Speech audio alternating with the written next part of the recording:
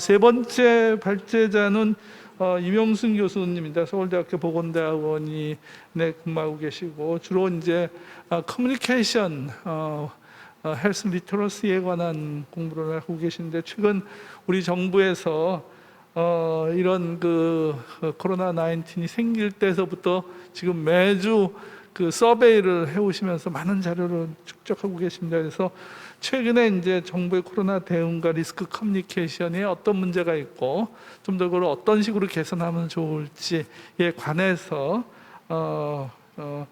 임용수 교수님께서 발제를 해주시기로 하겠습니다. 부탁드리겠습니다. 예, 선생님 안녕하십니까. 제 목소리가 잘 들렸으면 좋겠습니다. 저는 서울대학교 보건대학원의 유명순이고요. 앞에 발표들이 시간이 좀 넘어갔는데 제가 너무 지체되지 않도록 해보겠습니다. 화면 공유를 하고 화면이 잘 보이시는지요? 예, 잘 보이는데 큰 상태로 만들어 주시죠. 예, 큰 걸로 바꾸도록 하겠습니다. 이제 잘 보이실 거라고 생각이 되는데요. 됐습니다. 예, 진행하겠습니다. 저는 사실 코로나19의 대응과 커뮤니케이션 전반을 다루기에는 15분이라는 시간이 너무 부족하다고 생각을 했습니다. 내일이 코로나19 국내 백신 접종 100일 정도라고 제가 알고 있어서 우선 또 마침 앞에서 황 교수님 또 조 선생님 발표에 전체적으로 백신 이야기가 많았기 때문에 저도 초점을 거기에 맞추어서 우리 사회의 코로나19 백신 접종 100일을 돌아보며 앞으로의 소통의 과제를, 그러니까 무엇을 잘했다, 어떤 게 문제다, 이걸 떠나서 앞으로 어떻게 해야 될까를 중심으로 이야기해 보겠습니다.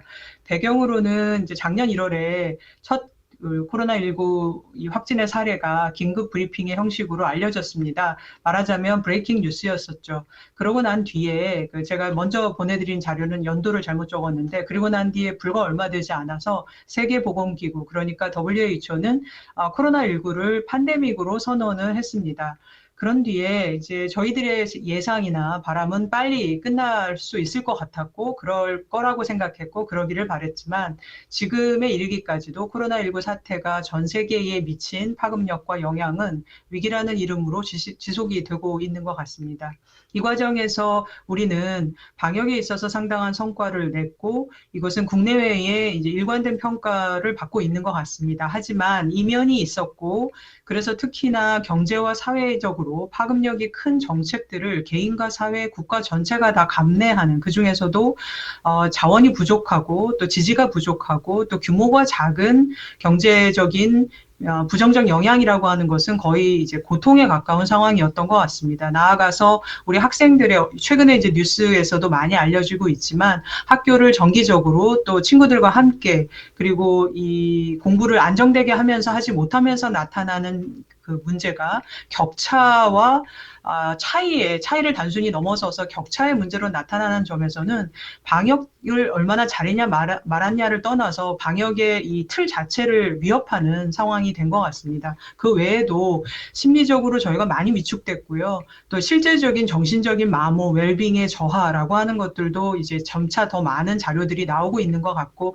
앞에서 한 교수님도 말씀해 주셨지만은 우리가 아무래도 거리두기라든지 행정적 조처와 같은 비약물적인 조처에 의존한 채로 16개월 이상을 버티다 보니 이제는 한계에 봉착했다라는 말들이 여기저기에서 나오고 있는 것 같습니다. 정리하자면 저는 개인적으로 바이러스로부터 생명을 보호하는 건 그때나 지금이나 앞으로도 최우선의 중요한 원칙이 되겠지만은 점차 더 많은 관심과 또 노력이 일상 회복이라고 하는 라이블리후드 리질리언스라는 쪽으로 가야 되지 않는가라는 생각을 합니다. 그런데 이게 그냥 되는 것이 아니어서 앞에서의 그 위기가 지속되는 동안 소위 판도를 바꿀, 대세를 바꿀 보다 절대적인 수단에 대한 요구가 있었고, 이것을 이제 그래서 백신을 과학이라고 하는 말에 저는 그 취지와 내용을 충분히 이해하지만 우리가 지금 소통을 이제 초점에 두고 이야기할 때는 저는 과학의 대응은 다른 말로 정치경제적 대응이었다는 생각을 합니다. 그래서 실제로 영국이라든지 이런 국가들을 중심으로 백신 개발에 대한 시작은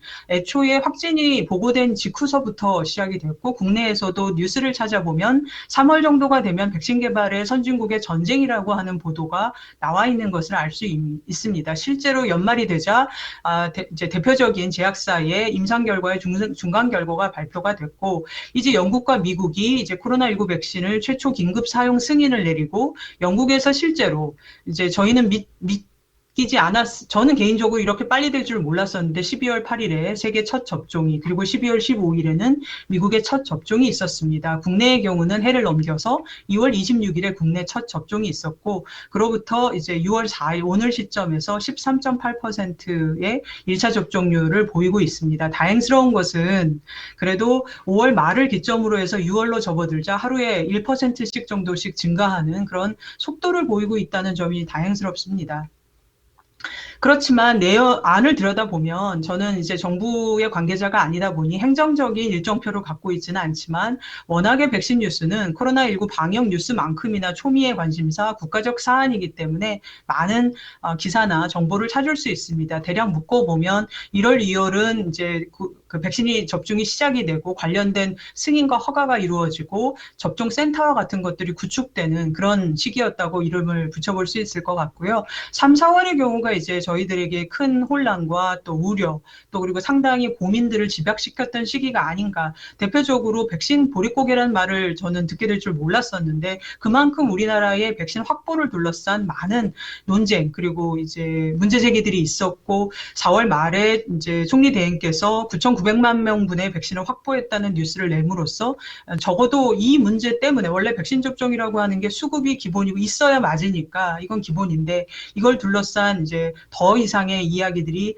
더 많아지지는 않기를 바라는 마음을 저는 갖고 있었고, 그런데 그걸 들여다보면 인도의 백신 수출 중단 문제라든지 혈전 문제를 둘러싸서 앞에서 선생님들 말씀하셨지만 접종 자체가 일시 중단됐다가 재개되는 일이라든지, 또 우리 국민들에게 한 명 한 명에게는 이상 반응이라고 하는 게 위험이기 때문에 그걸 둘러싼 국민청원이 등장을 한다든지, 실제로 파이자와 아스트라제네카 접종 이후의 사망이라고 하는 보도량이 급증하는 이런 일들이 있었습니다. 그 배경으로 이제 5월에 접어들자 저희들에게는 또 하나의 고민, 그러니까 생각해 봐야 하는 주제들이 생겨나는데, 예컨대 전문가들께서 백신 접종으로 인한, 그러니까 백신 접종을 통해서 집단 면역을 달성하는 것은 어려운 일일 수 있다라고 하는 이제 입장이 나왔다든지, 또 국가의 입장에서는 중증 이상 반응에 대해서는 진료비를 추가 지원을 하겠다고 한다든지, 특히 5월 말이 되니까 이제 백신 접종자 완료자를 대상으로 한 이 방역 완화 조처가 이제 보통 사람들의 말 속에는 인센티브라는 말로 이제 돌아다니고, 앱을 이용해서 자녀 백신의 조회와 예약이 가능해진 일들이 있었습니다. 이거 외에도 훨씬 더 빼곡한 일들이 있었겠지만 제가 쉽게 떠올라서 이제 찾아본 것들로만 정리하면 그렇습니다. 그런데 이제 제가 이야기를 여기 계신 선생님들하고 나누고 싶은 것은 백신 소통인데요. 저의 요즘의 고민은 이제 우리가 이제 어떤 이제 이 인포데믹스의 관점, 그러니까 정보에 취약해지고 허위 정보나 아니면 충분하지 않은 사실 정보에 이 마음이 약해지는 것들을 걱정할 때마다 쓰는 말이 백신은 과학이다. 인데, 개인적으로는 또 오늘 한번 나눴으면 좋겠는 건, 정말 백신은 과학인가? 충분히 백신은 과학이나 동시에 그것만을 이야기해서는 현실의 우리의 백신의 소통을 다루기에는 충분하지 않으면 또 한편으로 저는 현실적이지도 않다라는 생각들을 갖고 있습니다. 왜냐하면 진리가 있고 진실이 있고 어떤 실체적인 사실적 정보가 있어서 그걸 전달만 잘하면, 많은 양을 통해서 전달하면 우리 모두가 동일한 내지는 최소한 크게 공유되는 이해를 갖출 수 있는 시대가, 내지는 그런 조건이 있을 수도 있었겠지만, 지금은 그게 아니라 이렇게 그 과학이라고 하는 것, 내지는 의학이라고 하는 정보와 지식과 기술과 집약된 어떤 합의의 체계가 있다면, 동시에 사람들이 굉장히 활발하게 소통 환경의 주체로서 모든 사람들이 평등하게 할 수 있는 시대, 그리고 그 중간에서 이제 정보를 연결하고 또 정보를 확장하고 그리고 정보를 넓게 공유하는 이런 미디어의 세상에서는 과학소통이라고 하는 것이 그냥 그대로의 사실적 정보만이 아니라 사회와 경제, 그리고 특히 정치적인 맥락이라고 하는 것들을 담아서 매개하는 그런 게 아닌가 해서, 과학소통을 확장해서 볼 수 있게 한다라는 점에서 백신 소통은 저와 같은 공중보건학자들에게도 함의하는 바도 많고 생각해 볼 거리도 많은 것 같습니다. 그러다 보니까 조사도 열심히 했던 것 같고요.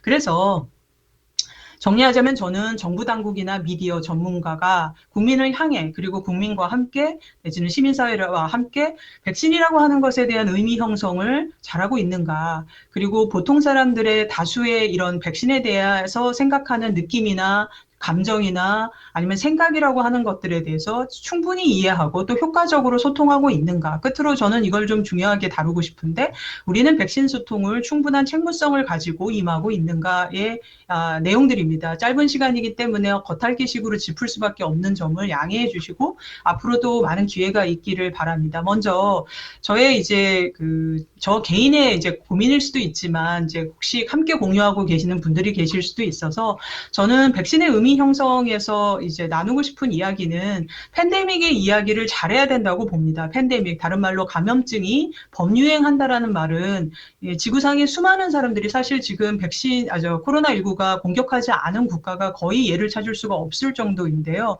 모두가 그렇다면 그 바이러스 감염에 취약하다는 거죠. 하지만 그런데 백신이 앞에서 말씀드린 것처럼 판도를 바꿀 수 있는 아주 유력하고 상당히 중요한 수단이라면 그것에 접근할 수 있고 그것을 사용하고 누릴 수 있는 기회도 그리고 그런 가능성도 충분히 모두에게 보장이 되면 좋은데 그러기가 쉽지 않은 거죠. 실제 저희들이 더 많이 접하는 뉴스나 정보는 부자 나라가 백신을 싹쓸이했다. 백신 자국 우선주의가 중요하기 때문에 우리도 여기선 뒤처져서는 아니 된다라는 것들이 더 많이 있어서 제가 예전에 보건학을 처음 할 적에 백신이라는 것을 이제 배울 때를 생각해 보면 백신은 곧 그 자체가 상당히 공공성을 가지고 있고 집단 면역이 수치로 설명되는 것이 아니라 집단 면역 자체가 집단적일 수 있는 이유를 설명하는 중요한 성과였던 것 같습니다. 근데 그런 점들이 이제 뒤에 잠시 보여드리겠지만 최근에 저희 대학원의 조은강 교수님께서 보건사회학회에서 발표하신 자료를 보면 국내의 백신을 둘러싼 초기의 보도와 뉴스들의 중요한 토픽은 국제 경쟁에서 우리 사회의 생존적 경쟁의 측면에서 다루어지는 경향성이 있었다라는 점을 상기해 보거나 또 이미 오래전부터 백신이라고 하는 것이 성과를 거두려면 제품만, 의약품만 훌륭하다고 되는 게 아니라 거기에 투입되는 굉장히 조화로운 많은 노력들이 있어야 된다. 근데 요즘 저의 고민은 정부 당국이 접종 완료자를 향해서 제공했던 그런 완화의 조처가 충분히 그러니까 당연히 접종을 완료한 사람은 접종하지 않은 사람에 비해서 방역에 있어서 자유로움을 느낄 수는 있겠지만은 제가 강조하고 싶은 것은 백신이야말로 방역의 원칙이 이제 잠깐만 조금만 더 하면 안 해도 되는 그런 게 아니라 우리의 일상의 준거와 규범으로서 함께 가야 그게 진정한 집단 면역의 의미일 수 있다는 쪽으로도 소통이 돼야 될 텐데 그게 좀 걱정이 됩니다. 그래서 지금 최근에 저희가 이제 그러니까 백신 접종의 사전 예약률을 매일과 같이 보도하고 반면에 또 이상 반응 자가보고 건수가 매일같이 강조가 되고 이렇게 이제 수치에 매몰되는 우리의 백신 소통이라고 하는 것이 제 제목이 단 것처럼 백신은 무엇인가, 왜 백신은 중요한가라고 하는 의미 형성에 있어서 혹시 부족함은 없는가, 여기서 전문가나 미디어 언론의 역할은 무엇인가에 대해서 저는 한번 생각을 나누고 싶었습니다. 이게 이제 아까 말씀드린 것인데 지난 이제 12월 1일부터 올해 5월 9일까지 총 5개의 언론과 이제 3개의 방송사에서 백신과 코로나가 들어가 있는 기사 6,528건을 분석하셨더라고요. 그래서 보면 주된 토픽의 첫 번째는 이 백신을 둘러싼 국제 경쟁 속에서 한국의 지금의 위치라든지 국제적으로 지금 백신 접종이 얼마나 되고 있는지와 같은 그런 백신의 생존 경쟁 프레임이라고 하는 것이 보여졌다라는 의견을 내셨고 제가 이제 제 의견하고도 조응하는 바가 있어서 가져와 봤습니다. 두 번째로 짚어볼 내용은 우리 사회와 전문가, 미디어, 정부 당국은 보통 사람들의 백신에 대한 인식을 충분히 이해하고 있는가입니다. 이것을 엿보기 위해서는 백신 안전성 인식을 이해하는 것이 굉장히 중요한데 말씀드린 것처럼 백신은 필수적인 속성을 가진 의약품이면서 공공재의 성격을 가지고 있는 공중보건의 조처이기도 합니다. 근데 이제 구슬도 꿰어야 보배이기 때문에 백신을 실제로 아픈 주사지만 이게 중요하고 유익하다라는 생각을 해서 맞아야지 되는데 그런 점에서는 개인의 의사결정이지만 또 개인만 할 수 있는 것이 아닙니다. 그래서 중요한 것은 첫째는 백신이 안전하다라는 믿음과 이해고 두 번째는 안전한 백신을 공급할 수 있는 사회적이고 상호적인 요건들이 있다는 거죠. 이걸 제가 이렇게 정리를 해봤는데 저는 이 시스템 요인이 강조될 필요가 있다고 봅니다. 예컨대 우리는 좋은 센터에서 이제 숙련된 인력들이 저희에게 접종을 하는데 전 세계적인 관점에서 보면 이런 보건의료 인력을 이 정도 수준으로 갖추고 있는 나라들이 많다기 많기보단 적은 쪽에 더 가까울 것입니다. 그래서 그런 국가들은 백신을 제공한다고 한들 사람들은 똑같은 사람인데 이 백신 접종을 할 수 있는 기회와 접근성이 훨씬 떨어질 것입니다. 그래서 이런 시스템 요인이 백신 접종 소통에서 저는 더 잘 이루어지기를 희망합니다. 그리고 우리 사회가 지난 시간 동안에 필수 접종부터 독감 백신, 기타 접종에 이르기까지 맞아왔던 것의 의미를 더 충분히 설득하고 설명할 수 있어야 된다고 봅니다. 물론 앞에서 교수님들도 말씀하셨지만 코로나19 백신은 긴급 사용 승인이라든지 굉장히 압축된 시기 동안에 개발되고 또 허가가 됐기 때문에 우려하고 감시하는 것은 굉장히 중요한 기능이라고 생각합니다. 하지만 백신의 의미를 우리가 알고 또 전문가의 권고와 그리고 그 효과라고 하는 것을 누려왔음에 대한 의미가 더 잘 살아났으면 좋겠습니다. 그래야 나를 위해서 심지어 맞지 않는 결정을 내린다 할지라도 이것이 정보에 기반하고 충분한 수기와 지난 시간과 지금과 앞으로를 내다보는 종합적 결과로서 판단이 될 수 있을 것이기 때문입니다. 그 외에도 이제 신뢰의 문제라든지 규범의 이슈가 있는데 시간상 생략하기로 하고요.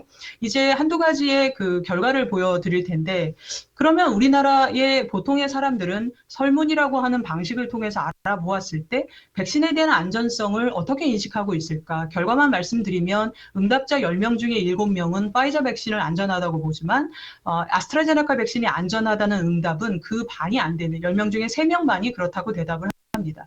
그런데 이런 대답은 접종 의향이라고 하는 우리가 지금 궁극적으로 실제 접종을 내다보는 엿볼 수 있는 지표로서 접종 의향을 보는데 이건 접종 수용성을 바라보는 데 있어서도 상당히 중요한 지표인데요. 보면 접종 의향이 없는 분들은 접종 의향이 있는 사람들에 비해서 아스트라제네카 백신이 안전하지 않다라는 쪽으로 인식하고 있는 것을 볼 수가 있습니다.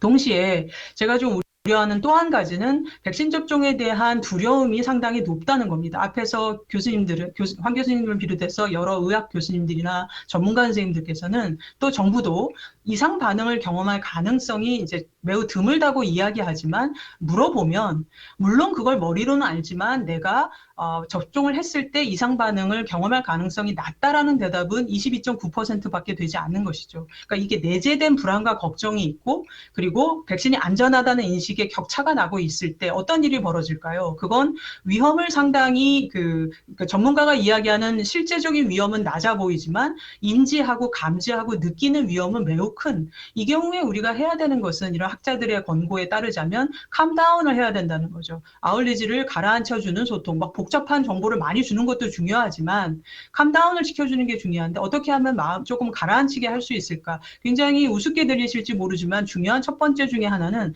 반복적으로 이런 두려움이나 무서움을 줄 수 있는 정보는 할 수 있다면 줄이는 것도 한 방편이라는 얘기들이 있습니다. 마치 우리가 처음에 코로나19가 문제가 됐을 때 너무 집착해서 정보를 찾고 매일같이 그 정보 하나하나에 일희일비할 때 재난심리지원센터가 때로는 너무 코로나19 정보 검색을 많이 하지 마세요 라고 권고하였듯이 이상 반응이 인과성이 있다 없다에 굉장히 중요한 과정들을 놓고 있고 전문가의 견해가 주고받고 있는 과정을 모두 다 투명하게 공고하는 것은 중요합니다. 그런데 투명함이라고 하는 것이 지나친 과다함과 동일하지는 않는다라는 점에서 더욱 효과적으로 이런 이상 반응이라든지 접종 후 사망이나 중증 이상 반응을 알릴 수 있는 방법은 없을까에 대해서 고민할 필요가 있다. 왜냐?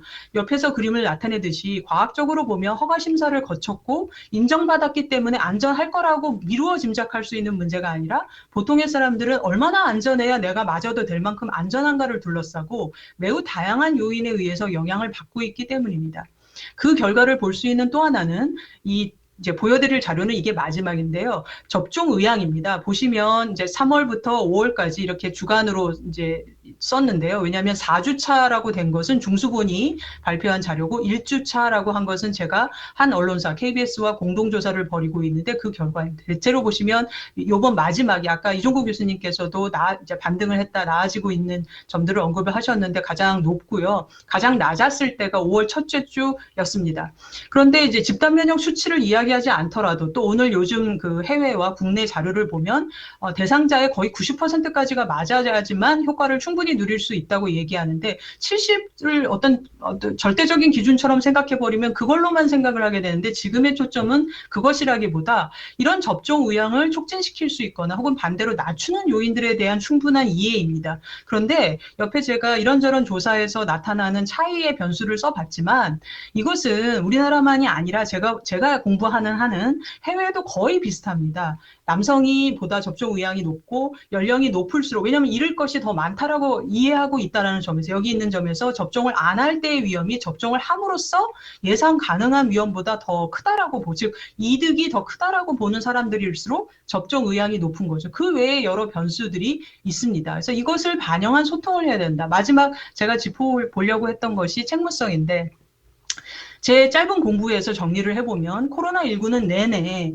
특히 백신 소통은 특히나 내외적인 과학의 불확실성을 잘 다루는 역량을 저희 사회에 또 국제사회에 요구하는 것 같습니다. 외부적 불확실성은 말씀드린 것처럼 이제 백신 수출이 가로막힌다든가 특정한 국가가 독점을 한다든가 그래서 이 상황이 심각한 건 누구나 마찬가지지만 누구는 맞을 수 있고 누구는 맞을 수 없는 여건에 있다든가 뭐 등 여러 가지의 이런 과학만으로는 설명이 다 되지 않는 또 그리고 내재적 불확실성은 과학 자체가 EMA가 접종에 대해서 이제 중지를 얘기했다가 그 EMA의 발표에 따라서 우리 정부가 잠시 중단을 결정했다가 다시 재개를 결정하는 이런 과정들이 정무적인 판단이라고 누구는 볼 수 있지만 그게 아니라 과학 자체가 가지고 있는 불확실성을 어떻게 다루고 그걸 의사결정할 것인가를 둘러싼 여러 가지의 입장과 그리고 실제의 변화일 텐데 이런 거를 우리 사회가 어떻게 다루는 것이 좋을지에 대해서 요구를 하는 것 같습니다. 밑에 있는 두 개는 앞서서 말씀을 드렸고요. 미디어에 대해서는 이 저번에 그 의학바이오 기자단의 발표 때도 언급을 했지만 복잡하지 않다고 생각을 합니다. 문제는 이것을 지키기가 굉장히 어려운 우리의 언론의 환경 그리고 국민과 언론 사이의 관계들이 있을 거라고 봅니다. 기대가 있으니까 수요도 있고 수요가 있으면 또 공급이 있고 이런 문제들이겠죠. 그럼에도 불구하고 굉장히 교과서적이지만 말을 해보면 사실에 기초하지 않는 정보를 내보내지 않겠다라고 하는 의지가 중요하고 특히 출처가 불분명하거나 빈약한 출처 하나 내지는 두 개의 이 출처에만 의존하는 그런 것들이 좀 극복됐으면 좋겠다라는 점은 말씀을 드리고 워낙 이 백신이라고 하는 것이 그런 공공의 성격을 갖고 있을지 몰라도 어쨌거나 제약사라고 하는 또 수많은 국가의 여러 계약이라고 하는 국가 간 경쟁이라고 하는 수많은 이해라고 하는 것에 연관되어 있기 때문에 이로부터 우리 언론의 독립과 그리고 자율이라고 하는 것을 추구하는 모습을 기대해 봅니다. 그래서 이제 전문가에게도 한마디만 더 해보면 보견을 전달했기 때문에 알아서 이해하라라고 하기에는 백신 정보가 상당히 많지만 어렵습니다. 이게 어려운데 적으면 괜찮은데 어려운데 그게 많은 데다가 매일매일 우리의 핸드폰과 그리고 여러 대화에 등장을 하다 보니 전문가들에게 저희들이 기대하는 것은 일방적으로 이제 주시고 이해하라가 아니라 허위 왜곡 정보의 주의를 매번 좀 당부해 주시면 고맙겠다는 생각을 저는 개인적으로 좀 하고요. 조력자의 역할이 필요하다라는 점입니다. 마지막으로 정치권은 이게 이제 4월달 조사였는데요.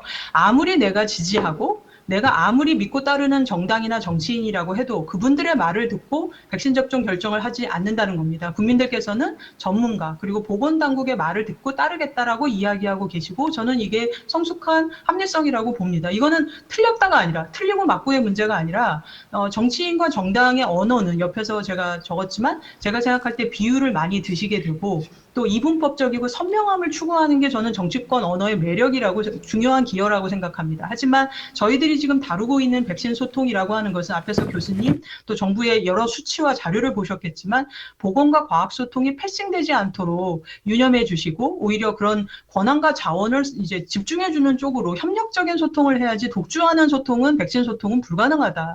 이런 생각이 들었습니다. 그래서 저 마무리인데 저는 백신 접종이 이제 절대값으로 옳다, 틀리다의 문제가 아니라 백신 접종은 지금의 상황을 타개할 수 있는 상당히 유력한 우리들이 손에 없다가 손에 쥘 수 있었던 수단이라고 치면 이거를 굉장히 적극적으로 소통을 하고 충분히 투명한 정보가 많이 필요한데 지나치지는 않았으면 좋겠고 이게 그러면 그런 기준이라고 하는 게 누가 주어지는 게 아니라 우리가 만들고 찾아가야 되는데 그건 결국 공중보건 제가 보건대학원이라서 꼭 마치 공중보건을 얘기하는데 그게 아니라 아니라 사회나 인구 집단의 건강, 이 안에는 국제의 건강, 또 우리 국가의 건강이라고 하는 접근과 노력과 함께 특히 개인이 나를 위해서 접종하는 것이기 때문에 내가 남에게 감염을 전파시키지 않고 내가 감염이 돼서 심각해지는 위험을 낮추기 위해서 하는 것이기 때문에 누구보다도 나를 위한 필요성을 자발적으로 드러낼 수 있는 접종 소통 환경이 만들어지면 좋겠습니다. 이런 점에서 백신은 과학이지만 백신 소통은 과학에 대한 인식과 그리고 그 소통의 관계성을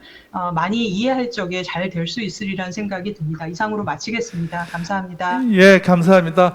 혹시 선생님 조금 한 질문 받을 수 있을까요? 시간이 되세요?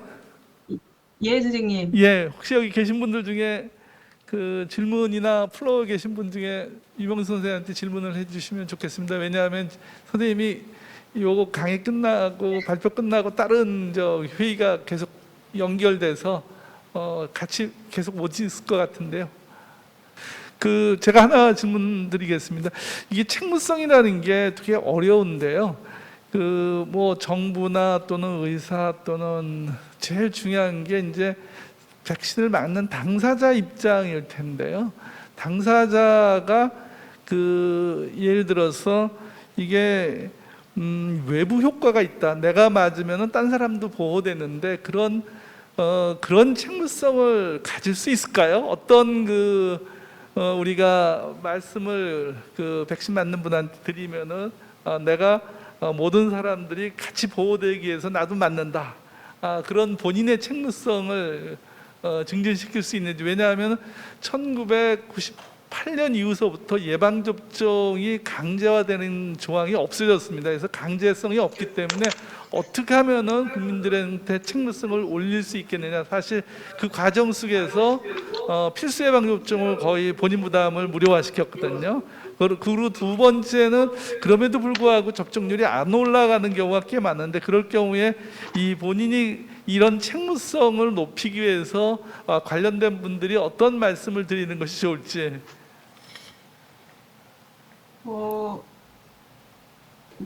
저는 이제 오히려 이제 제가 그런 거시적인 접종 환경은 잘 모르다 보니 이제 부족하고 경험도 없고 그래서 그렇게 생각을 못했고 그동안 조사에서 제가 느꼈던 게 이제 느꼈던 첫 번째는 코로나19는 그런 점에서 어쩌면 교수님께서 늘 다뤄오셨고 또 고민하시는 주제랑은 좀 특별한 다른 의미가 있다고 생각을 했는데 하나는 지난 16개월 이상이 준 그 자체가 상당한 드라마, 즉 서사를 줬다. 그러니까 나를 보호하는 것과 내가 남을 보호하는 것 사이가 잘 구별되지 않을 정도로 굉장히 힘든, 그러니까 바이러스는 눈에 보이지 않고 바이러스는 누구나 공격을 한다고 하지만 바이러스로 인해서 실제로 사망하게 되는 경우는 나라기보다 저라는 그러니까 보통 전체 사회를 구성하는 인구 집단 중에 취약한 인구 집단은 그러니까 건강한 인구 집단보다는 소수인데 그런데 바이러스는 아무도 가리지 않고 누구에게나 공격을 하고 라고 생각해 왔지만 사실상 바이러스에 의해서 중증이 되고 사망을 하고 더 큰 피해를 보는 사람들이 취약한 사람 또는 집단이었다라는 것들을 너무나 매일매일 보아온 게 우리 그러니까 전 세계의 많은 국가의 국민들이었다고 생각을 합니다. 그래서 사람들이 이제 영국이나 미국의 높은 접종률을 보통 그 나라가 가지고 있는 다양한 이념적인 다양성을 생각해 보면 그 정도가 아닐 거라고 생각했는데 어떻게 그렇게 높게 맞았는가를 보면 그 경험이 주는, 그러니까 책무라고 하는 것을 복잡하게 설명하지 않아도 될 큰 경험들을 해온 효과가 있었다고 생각합니다. 그럼 우리의 경우는 어떠한가를 보니 우리도 초기에 조사를 했을 때 접종은 모두의 책임이고 접종은 나에게도 중요하지만 남에게도 중요한 일이라고 하는 그 인식이 이제 높았고 지금도 유지가 되고 있는 걸로 저는 지금 이해를 하고 있는데요. 그런 점에서는 이제 소위 말하는 무료 접종이라고 하는 조건이, 그러니까 어떤 유인책이 들어가서 효과를 볼 수 있었던 필수 예방 접종이라고 하는 것과는 좀 달랐다. 특히 부모님이 아이들을 위해서 접종을 의사결정하면서 걱정하시는 것과 다르게 내가 이거를 맞고 또 우리가 좀 많이 맞아야 적어도 단지 나이가 많다는 이유로 혹은 단지 기저질환이 있다는 이유로 나는 그래도 어떻게든 2주 지나면 괜찮아지는데 단 한마디 가족들하고 말도 못 해보고 격리가 되고 중증이 되는 이런 것들이 뉴스와 우리의 대화 속에서 미치는 효과가 좀 컸다. 그렇다고 해서 이런 모든 기회가 모든 그 백신 접종에 동일하게 적용되는 건 아닐 것이기 때문에 제가 이제 좀 더 생각을 해봐야 되겠지만 코로나19의 경우에는 그게 있었다. 그래서 제가 아까 중간에 썼던 지난 경험에 대한 충분한 이해가 책무성, 개인에게 책무성을 오히려 거꾸로 제가 요즘 고민했던 건 청년층들이 접종 의향이 낮은데 규범을 강조해가지고 당신들이 맞지 않으면 청년들 당신이 맞지 않으면 이거는 책무가 아니다라고 이야기하게 될까봐 그걸 어떻게 그 마음을 진정성 있게 가르치듯이 하지 않고 할 수 있을까에 대한 고민이 시작이 되는데 이거야말로 교육이 아닌 커뮤니케이션이 중요하고 효과를 낼 수 있는 영역이 될 거라고 보고 있습니다. 그래서 예, 답변이 감사합니다. 아니라 오히려 아마 이제 생각만 드려서 그 인센티브 얘기를 하셨는데 미국에서 이제 인센티브를 돈으로 주고 로또 같은 형태가 막 벌어지고 그러는데 사실 그런 인센티브보다는 그러니까 예를 들어서 대민 접촉이 많은 사람들한테 먼저 예방 접종을 한다든가 두 번째는 학교 같은 필수적으로 교육을 해야 되는 학생들한테 예방 접종을 한다든가 또는 시설에 격리돼 있고 이런 분들을 보호하는 사람을 예방 접종을 먼저 한다든가 사실 그런 게 인센티브가 돼야 된다. 그런 얘기가 오늘 전적으로 NEJM에 실려서 제가 보면서 우리도 예를 들어서 인센티브를 좀 그런 과학적으로 모든 사람이 동참하는 형태의 인센티브로 줘야지 되지 않겠느냐 그런 생각이 들어서 이 과정 속에서 너무 중요한 접종을 저는 중요한 높이기 위해서 생각한 게 그런 지금 방향이 좀 정부가 좀 더 네. 고민을 해야 될 게 아닐까 이렇게 생각을 합니다. 예, 감사합니다. 예. 감사합니다, 선생님. 예.